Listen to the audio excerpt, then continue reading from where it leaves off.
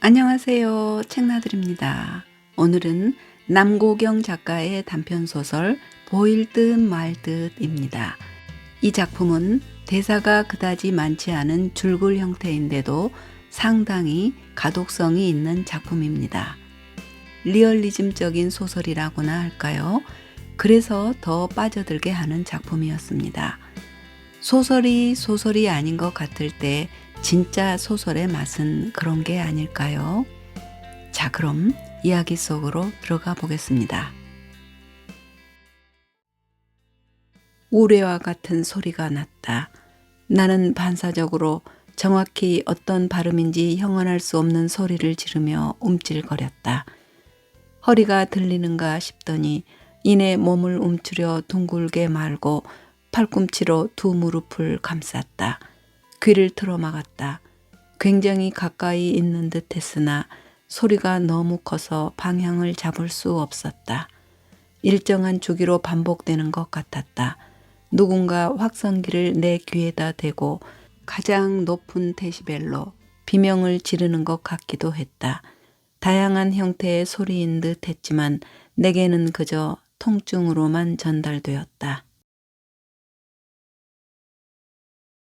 대학교 3학년 때 교양 수업에서 그를 처음 만났다. 사랑과 문화를 주제로 하는 수업은 학생들에게 인기가 많았다.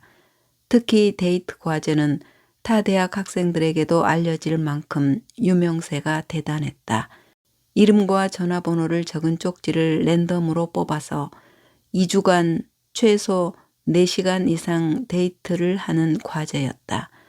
평소 관심 있던 사람과의 만남이 아니라 낯선 이와의 데이트에서 이성과의 만남을 객관적으로 파악하고 분석하며 나의 취향에 대해 알아가는 수업이라고 했다. 주변을 보면 영화나 웹툰에서 본 환상만을 가지고 이성에게 접근하다 보니 겪는 시행착오가 많은 듯 했다. 거기에 취업과 맞물린 스펙 쌓기로 연애나 결혼에 대해 진지하게 생각할 시간과 심적 여유가 없었다. 그렇게라도 수업을 들으면서 알아갈 수 있는 게 다행이라고 여겼다. 엄청난 경쟁률을 뚫고 수강 신청 미션에 성공했다. 수강생은 상대적으로 남학생들이 많았던 탓에 나는 2명의 남자와 데이트할 수 있었고 그는 나의 2번째 데이트 상대였다. 잘 맞는 커플은 그 랜덤이 운명이라고 했다. 하지만 나는 처음 워낙에 최악의 상대를 만났기에 상대적으로 정상에 가까운 그를 선택했을 뿐이었다. 냉철한 그는 이기적인 것과 개인적인 것의 그 사이에 있었다. 그 좁은 경계의 선에서 치우치지 않던 그가 선의로 보였다. 나는 내 것도 챙기지 못하면서 좋은 소리도 듣지 못하는 어정쩡한 처신으로 피곤한 상태였다. 사랑은 결핍에서 시작된다는 교수의 말에 그에게 나의 곁을 주었던 것 같다. 그는 특별한 매력은 없었지만 목표를 향해 흔들리지 않고 나아가는 점이 끌렸다. 또래 같지 않은 진중함과 삶에 대한 진지함이 그를 성숙하게 보이게도 했다. 하지만 그것은 미숙한 것을 감추기 위한 그의 처절한 몸부림이라는 걸 나중에야 알았다. 확 끓어오르는 연애 감정은 없었다. 콩깍지가 시지도 않았다. 큰 접점이 없던 우리는 오히려 그래서 더 부담 없이 가까이 지냈는지도 모르겠다. 그러다가 자연스럽게 연인이 아닌 연인에 가까운 사이가 되었다. 하지만 그는 우리 사이에 대해 명확히 정의 내리는 걸 주저했고 나 또한 개의치 않았다. 대학을 졸업하고 나는 일반 중소기업에 취업했고 그는 사법고시 준비를 이어갔다. 내가 직장 4년 차에 대리를 달았을 때 그는 시험에 합격했다. 군 법무관으로 3년간 복무했다. 이후 사법연수원에서 2년을 마쳤다. 중견급 로펌에 입사했다. 시험을 준비할 때도 그랬지만 이후에도 함께 할 수 있는 시간은 많지 않았다. 로펌에 입사하고 나서는 더 바빴다. 우리는 연락은 뜸했지만 2주에 한 번씩은 짧게라도 만났다. 오래전부터 이어온 루틴이었다. 대단한 거사를 치르는 것도 아니면서 그쯤이면 서로 몸을 달아 했다. 주기를 바꿀 수 없었던 것도 나의 배란일과 생리주기를 고려한 일정이었다. 10년쯤 만나다 보니 그는 나보다 내 몸을 더 잘 알았고 나의 주기도 정확히 파악하고 있었다. 그는 질환에 직접 사정하는 것을 좋아했다. 나는 예민하게 느끼지 못했지만 그는 큰 차이가 있다고 했다. 콘돔을 쓰고 싶지 않다는 그를 위해 나는 피임약을 먹었다. 호르몬 불균형으로 출혈이 있기도 했지만 여러 피임약을 바꿔가면서 복용했다. 그는 나를 안전한 섹스 파트너로 생각했고 만족하는 듯 했다. 나는 불공평하다는 생각을 하기도 했지만 막연히 언젠가는 내 남자가 될 거라 믿어 의심치 않았다. 내 나이 30 중반에 접어들고 있었다. 그런데 결혼 얘기가 없었다. 한 번도 없었던 건 아니지만 이야기가 나올 때면 그는 은근히 화제를 돌렸다. 말로 먹고 사는 남자라 그런지 그의 능숙한 화제 전환에 딴지를 걸 수 없었다. 하루는 관계를 끝내고 누워 내가 먼저 이야기를 꺼냈다. 엄마가 남편감을 데리고 오든가 아니면 맞선 보래.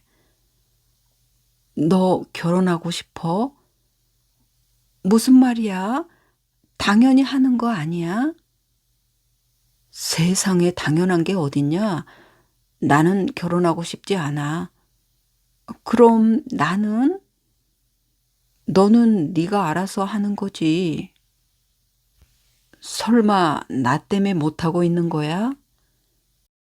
뭐 이런 나쁜 인간이 있나 싶지만 이런 대화가 처음은 아니었다. 공식적인 연인으로 선언하지도 않았다. 언제든 좋은 남자가 생기면 떠나리라는 말도 연애 초기부터 지금까지 해오고 있었다. 그때는 나도 그렇게 대받아쳤다. 우리는 서로를 구속하지 않고 좋을 때까지만 함께하는 걸로. 둘 중 하나가 마음이 변하면 쿨하게 놓아주기로 했다. 그럼에도 나는 일말의 기대가 없지 않았다. 시간이 흐르다 보면 언젠가는 생각이 바뀌겠지 하는 마음이 조금은 깔려 있었다. 바쁜 그는 여자를 만날 시간도 많지 않았고 누구를 알아가는 그런 일련의 과정들도 귀찮아했다. 그렇다면 그의 옆자리는 내가 될 여지가 높아지지 않나 기대하고 있었다. 결혼을 안 하겠다는 거야? 아님 나랑은 안 한다는 거야? 난 이번 생을 나 혼자 잘 살다가 끝내려고 해. 그것도 잘 될지 모르겠지만 너도 알다시피 우리 부모님 없는 형편에 나를 오랫동안 지원해 주셨어. 그분들의 노후는 내가 책임져야지. 이제 겨우 전문직다운 보수를 받지만 그전까지는 학자금 대출 갚기도 빠듯했잖아. 돈을 모으기는 고사하고 빚지지 않고 살기 시작한 게 얼마 되지 않았어. 고령화 시대에 부모님 부양의 끝이 어딘지도 모르는데 내 가정을 꾸린다는 게 현실적으로 가능한 이야기인가 싶어. 로펌에 근무하는 변호사들이 다 같은 변호사 같지만 그 안에도 서열이 있어. 어디나 마찬가지라고 하겠지만 어떤 대표 변호사의 라인에 서느냐에 따라 소위 격이 달라지는데 그들은 그들만의 리그가 있어. 지 능력이든 부모 능력이든 갖춰야 할 스펙들이 있더라고. 나 혼자서는 어떻게든 그걸 맞춰가겠지만 가정이 생기면 거기 합류하긴 힘들 것 같아. 그럼 나는 또 그저 그런 사람이 되는 거고 내 자식도 그렇게 되겠지. 나는 최소한 내 자식들만큼은 나처럼 열등감을 가지지 않았으면 좋겠어. 남들은 그게 성장 동력이네 어쩌네 입 바른 소리를 하지만 그건 그렇게 안 살아봤으니까 하는 말이 아닐까? 하루에도 12번 넘게 무너지는 그 마음을 알기나 할까? 내가 하고 싶은 게 아니라 해야만 하는 일들로 채워진 인생은 과연 내 것이라고 할 수 있을지. 나는 화가 났지만 바로 반박할 말을 찾지 못했다. 혹시 모르지. 변호사 사무실을 차려줄 여자가 있으면 결혼하게 될지도. 내 연봉이 그리 높은 편은 아니었고 우리 집도 강북에 아파트 하나 있는 평범한 가정이었다. 그가 원하는 스펙은 아니었다. 그럼 우리 언제까지 만나? 네가 원할 때까지. 내가 너한테 해줄 수 있는 게 없으니 바랄 수도 없지 않겠어? 이 비겁한 인간을 어쩔까 하다가도 현실적인 그를 탓할 수만도 없었다. 대학을 다닐 때도 학비와 생활비가 빠듯해 고군분투하는 모습을 종종 봤었다. 그렇다고 내게 손을 내밀지는 않았다. 예전 영화에서처럼 내가 그의 고시 공부를 뒷바라지한 것도 아니었다. 그에게 바친 내 청춘이 아깝기는 했지만 누가 강요한 것은 아니었다. 끝이 이럴 수 있겠다는 생각을 하지 않았던 것도 아니지만 외면했었다. 당장 눈앞에 닥친 일을 해결하기도 바쁜데 그 언젠가 일어날 막연한 불안을 되새기고 있을 여력이 없었다. 어차피 안 될 미래라면 지금 고민해도 달라지지 않는다는 얄팍한 속삭임을 그대로 믿었다. 믿고 싶었고 그래야 버틸 수 있었다. 크게 보면 단조로운 생활이었지만 그 안에 사소한 하루하루는 그냥 넘어가는 날이 없었다. 그래서 뭐가 그리 힘든데? 라고 말을 하면 너무나 사소하고 치사해서 얘기거리로 올리기도 민망한 사건들이 매일 매번 다른 방식으로 나를 괴롭혔다. 그는 6개월 후에 조건이 맞는 여자와 결혼했다. 차마 청첩장까지 보내는 뻔뻔함은 보이지 않았다. 나는 그의 SNS를 통해 어떤 여자와 어떻게 결혼했는지 알 수 있었다. 거기까지 확인한 후 그의 계정을 차단했다. 그러나 얼마 후 나는 새로운 아이디어를 만들어 그의 사생활을 엿보고 있었다. 많은 걸 알 수 있지는 않았다. 드문드문 그의 소식이 올라왔다. 강남의 변호사 사무실을 개원한 소식이 있었다. 결혼식 이후 아내의 사진은 보이지 않았다. 초반에는 뒷모습이라도 있더니 이제는 그마저도 없었다. 그의 팔로우를 통해 몇 달이 걸쳐 어렵지 않게 그의 아내의 SNS까지 둘러보았다. 그녀는 변호사의 아내라는 타이틀을 교묘하게 잘 사용하고 있었다. 마치 그녀의 아이덴티티가 전문직의 아내인 것처럼 보이기도 했다. 타이틀이 필요했던 여자와 그녀의 재력이 필요했던 남자. 잘 만났구나. 비아냥거리기도 했지만 코끝이 찡해지는 것까지는 어쩔 수 없었다. 왜 쌍욕이 나오는 게 아니라 눈물이 차오를까? 한때는 부모님을 원망하기도 했다. 왜 좀 더 돈이 많지 않아서 나를 남자에게 버림받게 하는지. 세상이 야속했고 내가 한심하게 느껴졌다.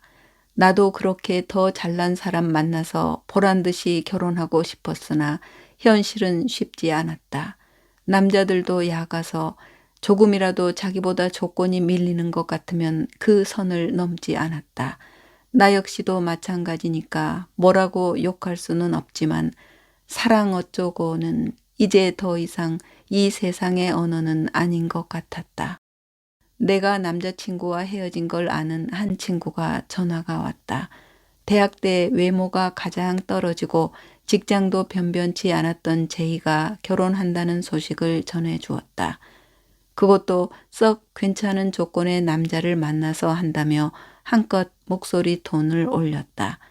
부러움과 비꼬임이 묘하게 섞인 투로 말을 이었다. 그녀의 말에 따르면 제이가 압구정에서 유명한 사주 카페를 갔고 그녀에게 살짝 들린 코끝을 내리면 남자도 생기고 돈도 모인다고 했다고 한다. 제이는 그 무렵 비트코인에 투자해 돈을 많이 날린 상태라 남자보다는 돈이 센 게 자신의 들창코 때문이라고 생각해 바로 성형을 했다. 사주 카페에서 소개받은 성형외과를 찾았고 디스카운트도 받았다는 디테일까지 놓치지 않으며 전달했다. 그녀가 본 제이는 코끝을 내리면서 인상이 많이 달라져 어색했다고 한다. 그런데 그 뒤로 이상하게 남자들이 많이 꼬였다며 그곳이 용하다는 말을 반복해서 했다. 결론은 그 사주 카페에 같이 가자는 이야기였다. 원래는 대기가 6개월 이상인 곳인데 자기가 힘들게 예약했다며 생색을 냈다. 나는 그 친구의 제안을 뿌리칠 수 없었다. 아니, 그러고 싶지 않았다. 그런 쪽에 크게 관심이 있지는 않았지만 회사를 옮길까, 집을 나와서 독립을 할까, 언제쯤 남자를 만날까를 고민하던 차였다. 이번에는 나의 선택이 아닌 누군가의 조언을 듣고 싶기도 했다. 그동안은 내가 생각 없이 아니면 주체적으로 내 판단에 의해 살아왔다.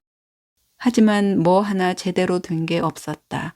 이직할 좋은 타이밍에도 주저하다가 놓쳤고 세월은 흘러 나이만 먹고 남편도 자식도 없으며 애인마저 없었다. 거기에 미래에 대한 희망이나 기대도 없는 이 삶은 뭔가 크게 잘못되지 않았나 하는 생각이 들었다. 과연 이게 내게 주어진 운명인 건지 아니면 내 선택의 잘못으로 이렇게 된 건지 궁금했다.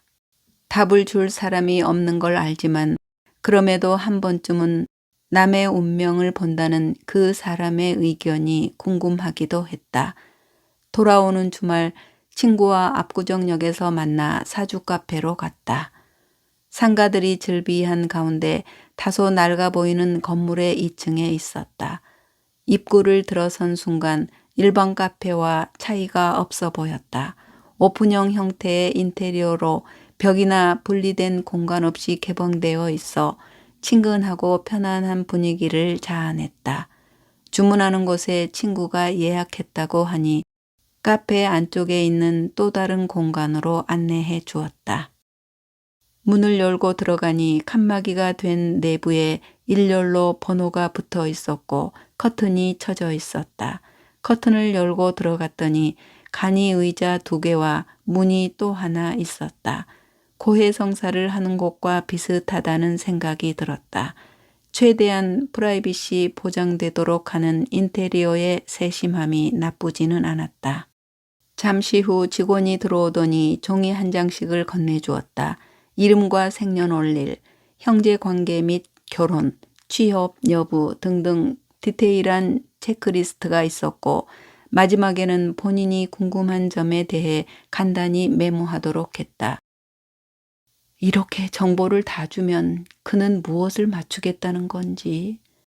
이 정도 정보면 나라도 대충 읊을 수 있을 것 같았다. 결국 또 낚이는 건가 하며 체념하듯 기다리고 있었다. 드디어 차례가 되었다. 문을 열고 안으로 들어갔다. 국내 재벌가의 회장님을 닮은 듯한 중년의 신사가 큰 책상 위에 앉아 있었다. 자리를 잡고 앉으니 굵고 짧은 목덜미에 조이듯 여민 그의 셔츠 단추에 눈이 갔다. 한 칸 정도 더 열어 입어도 될 법한데 억지스레 여민 단추에서 그의 고집스러움이 보이는 듯했다. 각진 광대와 도드라지게 튀어나온 눈까지 예사롭지 않은 인상이었다. 그는 나와 친구를 스캔하듯 훑어보았다. 나는 뭔가 나의 내부가 까발려지는 듯한 느낌에 알 수 없는 수치심이 들었다.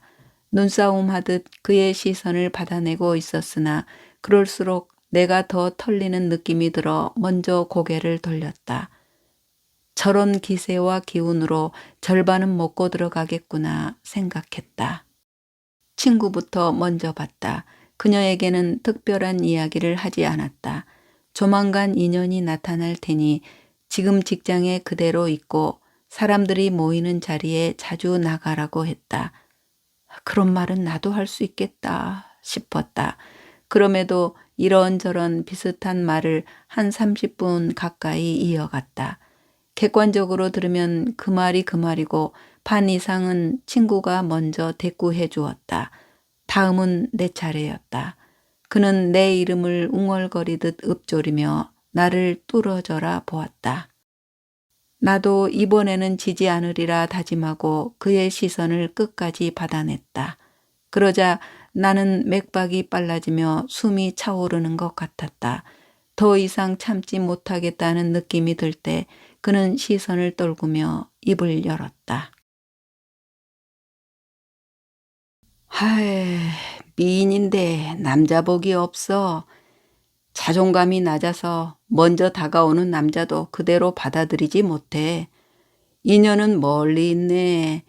개운할 수 있는 방법은 낮은 콧대를 세우고 외국으로 나가. 국내에서는 만나기 힘들어. 만나도 다들 찌질한 놈들 뿐이라 결혼을 말리고 싶고 혼자 살거나 결혼을 할 거면 외국으로 나가. 이왕이면 빨리 나가. 조만간 흙탕물이 튈 것 같으니까 아가씨 잘못은 아닌데 또 잘한 것도 아니야.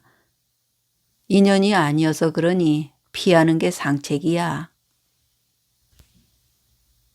친구와는 다르게 나는 내 질문과 관계없이 말을 했다. 시간이 없다며 빨리 서두르라는 말을 반복했다. 내키지 않은 발걸음이었는데 이야기를 듣고 보니 더 찜찜했다. 내 낮은 자존감이 걸림돌인 것 같기도 하고 혼란스러웠다. 친구에게 물었다. 내가 자존감이 낮니? 친구는 너만큼 호불호가 정확한 사람이 어딨냐며 그 역술인에게 신뢰가 가지 않는다고 했다.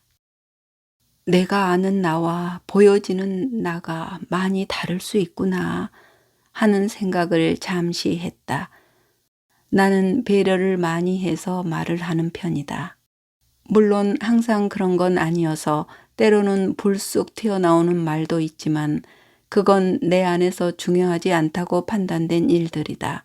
문제는 남들이 나와 같은 기준이 아니다 보니 그들은 내가 하고 싶은 말을 다 하고 사는 줄 안다. 그리고 이런 말도 덧붙인다. 너는 참 기분 나쁜 말을 기분 나쁘지 않게 하는 재주가 있어. 세상에 그런 재주가 어디 있겠는가. 대수롭지 않게 말을 할 수 있도록 무던히 노력한 결과일 수도 있다. 이제는 어느 정도 완급 조절이 된다고 볼 수 있겠지만 처음부터 그랬던 것은 아니다. 항상 그런 방어 기제가 작동하는 편이라 필터를 거쳐 이야기한다. 하지만 오래된 친구나 내게 미칠 파장이 적은 상대에게는 그런 필터가 옅어진다. 아마 이 친구도 그런 사람 중 하나라 나를 그렇게 평가하는지 모르겠다. 그럼 나의 타고난 본성과 발현되는 사회성과의 괴리는 얼마나 있는 것일까? 문득 궁금해졌다. 그 역술인 말대로라면 나는 자존감이 낮아 유혹에 약하다는 거였다. 내 귀가 얇은 건 인정하지만 고집이 세다는 말을 자주 들었다. 그렇다면 이건 상반되는 말이 아닌가? 기분이 더 찜찜해졌다. 친구와 이런 접점 없는 이야기를 길게 하다가 집으로 돌아왔다. 괜한 시간 낭비와 돈을 버린 것 같아 아까운 생각이 들었지만 가끔 불쑥 그가 했던 말이 떠오를 때면 여러 번 되뇌게 했다. 두어 달쯤 후 늦은 저녁 시간에 그에게 문자가 왔다. 헤어진 후 처음이자 그가 결혼한 이후 처음 온 연락이었다. 반가운 마음에 문자를 터치했다. 잘 사니? 반가우면서도 가슴 아래 명치에서 뭔가 찌릿한 게 올라왔다. 아뿔싸. 문자의 숫자 1이 사라졌다. 그도 내가 문자를 확인한 걸 알았다는 신호였다. 애틋하고 모호한 그 감정을 제대로 알아채기도 전에 어떻게 대응해야 하나 머릿속이 복잡했다. 대꾸를 해야 하나 말아야 하나 그러다가 화가 났다. 그는 어쩌자고 연락을 한 거며 나의 이 들뜨는 마음은 또 뭐란 말인가. 차분하게 정리가 필요했다. 냉정하게 생각해보자. 그와 나는 연인으로 끝난 사이지만 오래 알고 지낸 친구 사이이기도 했다. 10여 년을 알고 지낸 그와 연락을 못할 이유는 없었다. 이런 사소한 연락까지 하지 않는 게 오히려 그를 더 의식하는 것 같다는 생각이 들었다. 나의 두뇌 회로는 벌써 정답을 정해놓고 그에 맞춰 생각을 최대한 논리적으로 접근하려 했다. 이런 나 자신에게도 짜증이 났다. 그냥 그에게 답장하고 싶으면 하면 되지. 누가 본다고 구구절절 사연을 덧붙이는가. 역시 나는 자존감이 낮았어. 이렇게 귀결되고 있었다. 이런저런 신세 타령을 할 것이 아니라 이 연락을 받을 것인지 아닌지를 결정해야 했다. 내가 이 연락에 답을 한다면 그와의 인연이 이어질 것이고 그렇지 않다면 지금처럼 단절을 가장한 채 몰래 그의 사생활을 훔쳐보려 할 것이었다. 생각 같아서는 딱 잘라 무시하고 나는 내 인생을 살고 싶었지만 그럴 수 없었다. 다른 남자를 만나도 항상 그와 비교하게 되었다. 객관적인 잣대로 비교를 하면서도 결과는 주관적인 해석에 따라 그의 취향이 늘 우위에 있었다. 언제쯤 그가 내 인생에 사라질까? 확실한 누군가 대체될 사람이 나타나기 전까지. 아니, 어쩌면 일평생 나를 따라올 것 같아. 그런 느낌이 강하게 들었다.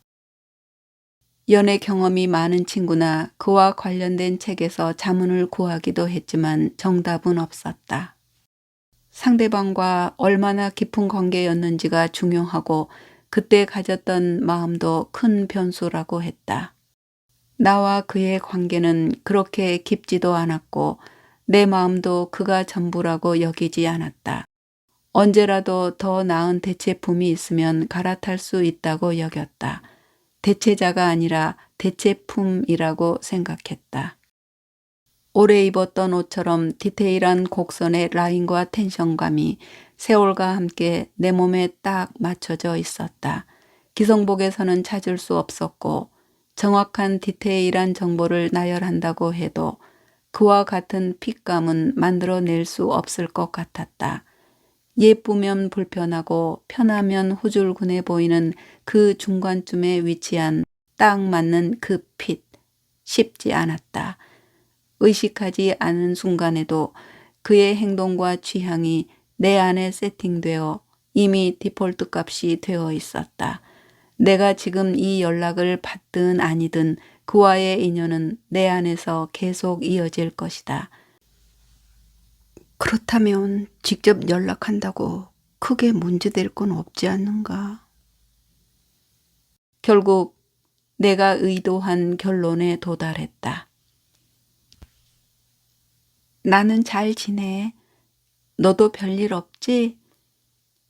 연락이 온 지 30여 분 만에 내가 답장 문자를 보냈다. 내가 너한테 참 잘못했다는 생각이 들어서 제대로 사과하고 싶었어. 기다렸다는 듯이 바로 메시지가 왔다. 나는 내 연락을 기다리고 있던 건 아니라는 걸 어필하기 위해 메시지에 1 숫자가 지워지지 않게 신중을 가하며 확인했다. 아까보다는 텀을 조금 짧게 해서 단문을 보냈다. 술 취했구나. 시간이 늦었어. 집에 잘 들어가고 할 말 있으면 낮에 멀쩡한 정신으로 얘기해. 그에게는 더 이상 답이 없었다. 그 뒤로 통화를 한 것은 아니었지만 그는 습관적으로 뜬금없는 문자를 보내기 시작했다. 술을 마시고는 마무리를 그런 식으로 하는 모양이었다. 그 역시 깊은 관계는 아니라고 했지만 우리가 함께했던 시간들을 그저 모른 척할 수는 없었으리라 생각하며 그의 문자에 가끔 답장을 했다. 누구의 잘못이라기보다는 우리의 현실이 어쩔 수 없는 선택을 하게 했고 그 결과도 겸허히 받아들여야 한다고 여겼다. 이제 더 이상 연인이 아니라고 하더라도 공유한 게 많은 사이니까 이 정도는 괜찮다고 여겼다. 그렇게 자주는 아니지만 틈틈이 안부를 주고받다가 언젠가부터 문자의 횟수가 많아지기 시작했다. 좀 과하다는 생각이 들 무렵 알아챘어야 했음에도 그저 타성에 젖어 문제가 되리라 생각하지 않았다. 대화 내용은 소소한 안부지만 가끔은 보고 싶다는 뜨뜻미지근한 대화도 있었다. 하지만 친구끼리도 보고 싶을 수는 있지 않냐며 애써 무시하려 했다. 그렇게 팽팽한 조리를 걷는 것 같은 느낌이 들던 날에 전화 한 통이 걸려왔다. 광민영 씨죠? 여보세요 라는 등의 인사는 생략한 채 이름을 물어왔다. 네, 그런데요. 저는 한진우 변호사의 안사람입니다. 구구절절 설명하지 않을게요. 우리가 길게 이야기할 사이도 아닌 것 같고요. 곧 사무실로 내용 증명이 도착할 테니 읽어보시고 대응해 주세요. 잠시의 망설임도 없이 준비된 멘트를 읽는 기계처럼 빠르게 말을 이었다. 뭐라고 대꾸해야 할지 망설이는 사이 그녀는 이만 끊겠습니다. 라는 말을 남기고 통화를 끝냈다. 아니, 이게 무슨 상황인지 파악하기에 앞서 심장이 벌렁거렸다. 결혼식 사진에서 봤던 그녀의 얼굴을 떠올려 보다가 이내 그녀도 내 얼굴을 알까? 궁금해졌다. 나는 그와 대화를 나누면서 그의 아내에게 미안하다는 생각을 해본 적이 없었다. 애써 외면하려 했던 것까지는 부인할 수 없지만 우리는 말 그대로 정서적 교류만 있었고 어떤 끈끈한 종류의 이음도 없었다. 실제 마음이 어땠냐고 묻는다면 그것까지는 결백하다고 할 수 없겠지만 물리적인 접촉은 없었고 공식적으로는 어떤 경우에도 무리를 일으키지 않았다.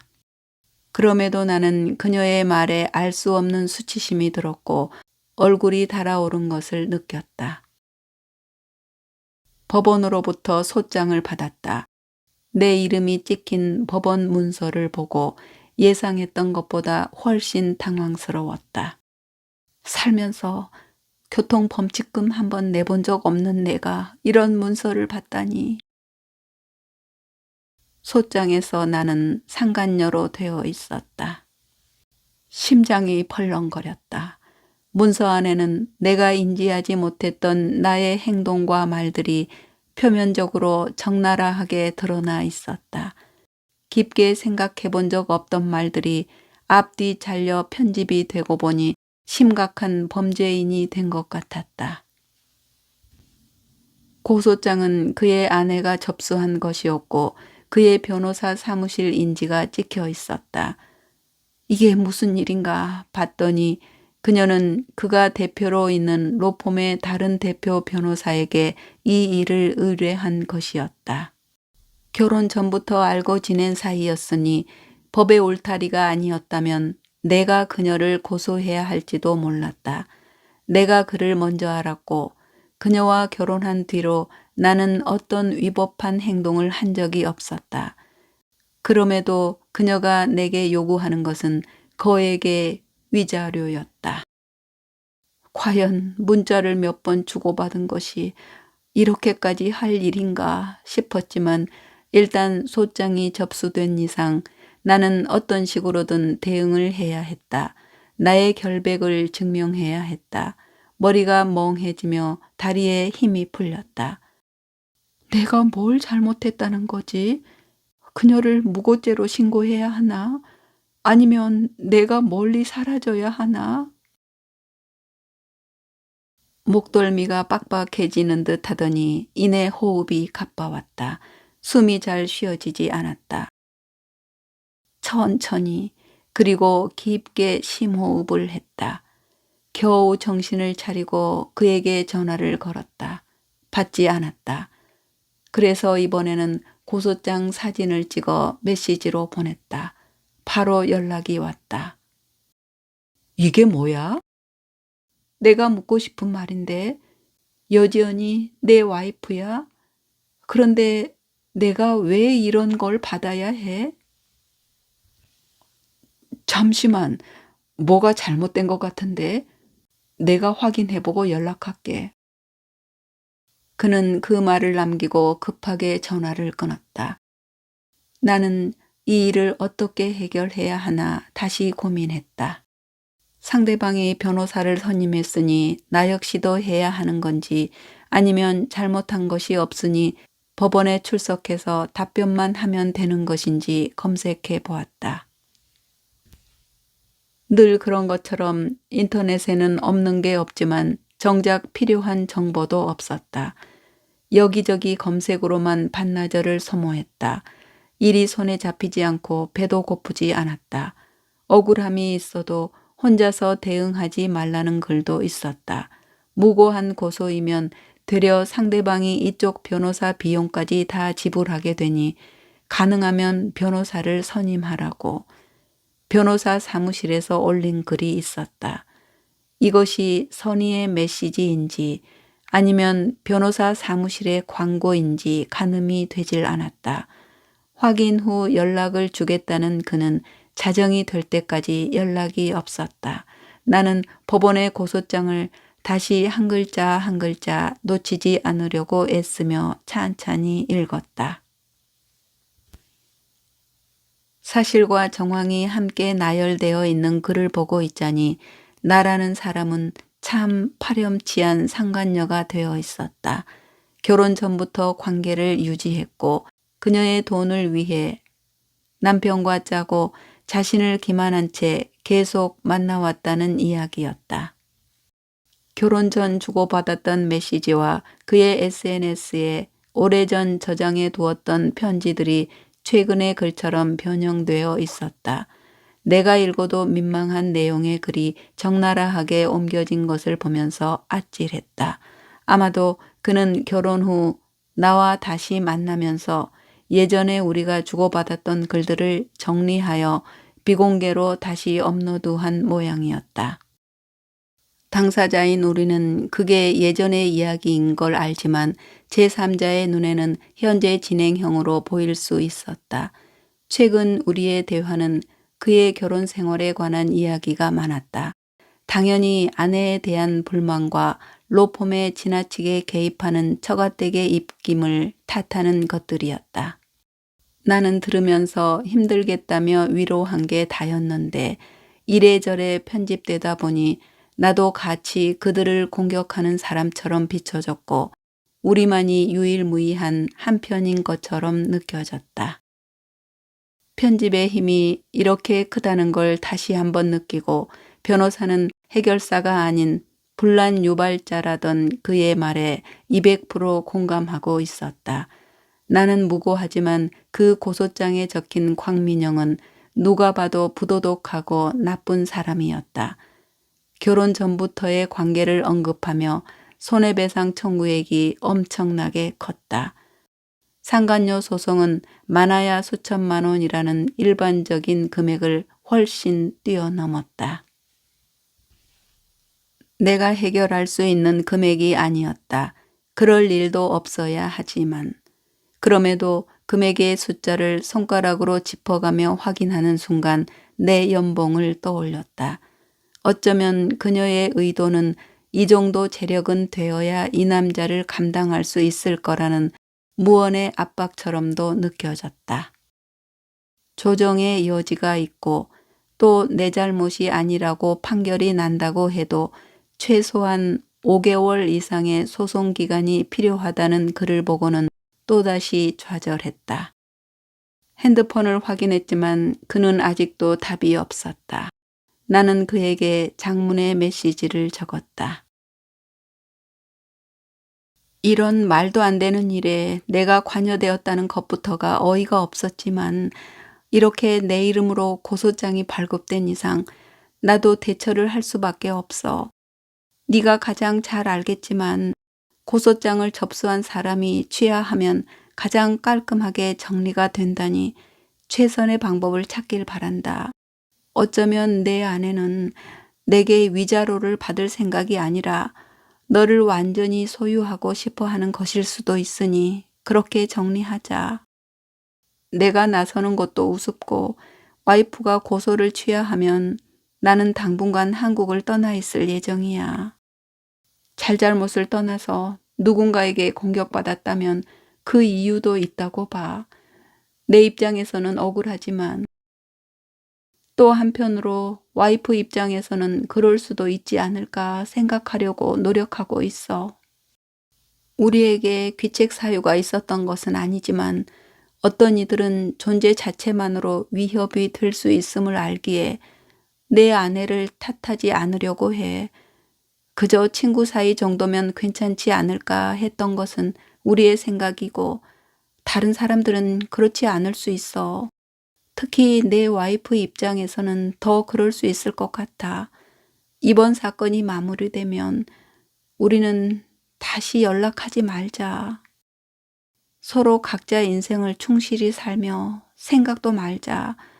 이번 생에 너와 나의 인연은 여기까지인 것 같아. 나의 장문에 그는 답이 없었다. 나는 행여나 그의 아내가 이 글을 확인할 수도 있다는 생각에 의식하며 글을 썼다. 그녀를 탓하고 싶었던 마음이 전혀 없지는 않았지만 최대한 그녀의 비위를 건드리지 않기 위해 애썼다. 그럼에도 내게는 부당함이 없다는 걸 어필하고 싶었지만 오히려 그녀를 자극할 수도 있을 것 같아 자제하려고 노력했다. 육체적인 관계에서는 나는 한 점 부끄러운 점이 없었다. 그가 결혼한 이후 나는 그의 손 한 번 잡아본 적이 없었다. 그 역시도 마찬가지였다. 하지만 정서적인 면에서는 예전 사귈 때보다 오히려 더 가깝고 공감된다는 생각을 했다. 그가 넘치게 이해되고 더없이 안쓰러웠다. 그를 바라보는 나 역시도 그래서 서로의 측은함이 이전의 애정보다 더 큰 공감대를 형성하게 했다는 것을 부인할 수 없었다.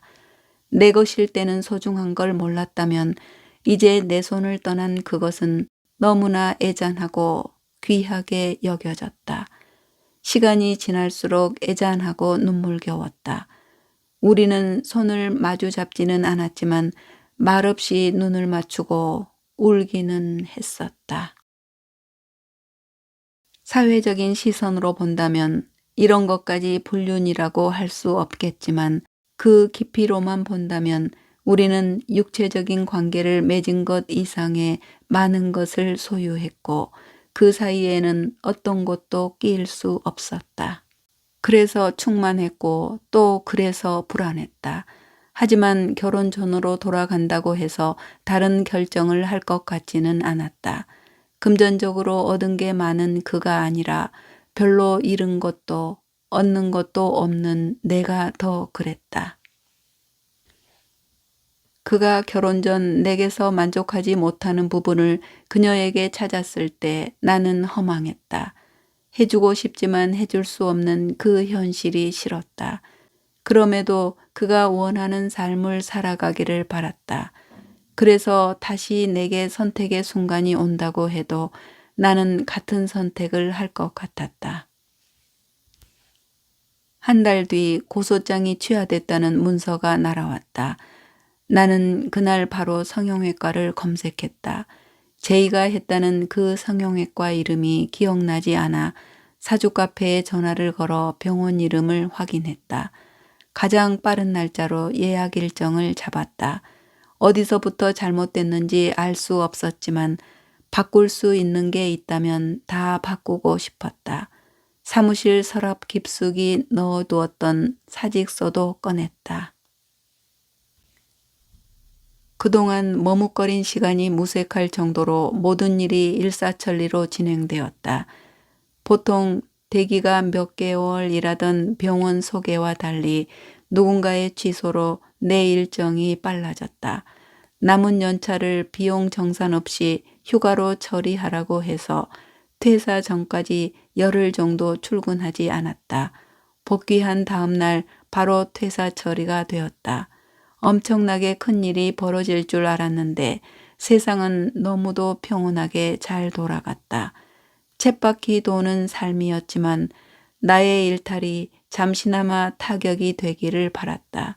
존재 가치를 여기서라도 찾고 싶었지만 결국 나는 실패했다. 운명에 나를 맡겨보기로 했다. 그렇게 나는 포르투갈 리스본에 왔다. 한국과는 거의 지구 반대편에 있으며 외모는 많이 달랐지만 그들의 정서는 우리와 비슷하다는 생각을 했다. 특히 그들의 고유 음악인 파두는 언어를 알아들을 수 없지만 남다른 울림이 있었다. 파두는 라틴어에서 나온 말로 운명 내지는 숙명을 뜻한다고 했다. 15세기 무렵 포르투갈 사람들은 식민지를 개척하기 위해 바다로 나갔고 바다는 그들의 운명을 좌우하는 결정적인 역할을 했다. 남자들은 가족과 사랑하는 연인을 뒤로 한 채 바다로 떠나야 했고 여자는 돌아오지 못하는 이들이 보고 싶어 불렀던 애틋함이 담겨 있다고 한다. 또한 이 정서는 이슬람의 숙명론에서 시작되었다는 이야기를 듣고 무작정 가보기로 했다. 왜냐는 질문 대신 그저 내키는 대로 뭔가가 나를 이끄는 대로 따라가 보기로 했다. 어차피 오라는 곳도 없었고 가고자 하는 곳도 없었다. 어제 야간 비행기로 도착해 모로코 땅을 밟았다. 이곳에서 첫 새벽을 맞았다. 사이렌 같은 큰 소리 뒤에는 파도와 비슷한 깊은 하울링이 울려 퍼졌다. 뭔가 울부짖는 듯 하면서 목에서 나오는 소리가 아닌 깊은 어딘가에서 끌어올라오는 소리에 차츰 마음이 안정되었다. 정신을 차리고 주변을 둘러보니 누군가 침대맡에 무릎을 꿇고 기도를 드리고 있었다. 나와 잠시 눈이 마주쳤지만 내색하지 않고 자신의 의식에 집중했다. 동굴에서 울리는 듯한 소리가 일정한 주기를 가지고 울렸고 그 남자는 거기에 맞춰 머리를 조아리고 있었다. 무엇이 그를 움직이는 것일까? 이렇게 이른 새벽에 일어나 기도를 드리는 것은 무슨 의미가 있을까? 대단한 분의 구원을 받기보다는 자기 만족이 아닌가 하는 생각을 했다. 뭐라도 했다는 그 위안이 삶의 어려움과 난간을 헤쳐나가게 하는 원동력이 아닐까? 그 전지전능한 분의 힘을 믿는 것이 아니라 이렇게라도 해야 위안을 받을 수 있는 것이 아닐까? 그렇다면 내게 필요한 것도 일종의 그런 것이지 않을까 싶었다. 열린 창문 틈으로 한 줄기 햇빛의 광채가 핀 조명을 쏘듯 내게 쏟아졌다. 나는 거스르지 않고 그 광채를 받아들였다. 이내 나는 발끝이 가벼워지는가 싶더니 붕 떠오르는 것 같았다. 나는 가벼운 존재가 되어 울림소리와 함께 퍼져나갔다.